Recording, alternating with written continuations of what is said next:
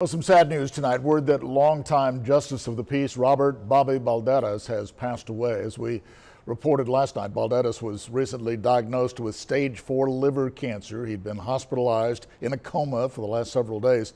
He served as the JP for Precinct 1, Place 3 since 2003. The judge was born and raised in Corpus Christi. He graduated from Moody High School in 1974, and he leaves behind his wife of 32 years, along with 4 children and 3 grandchildren.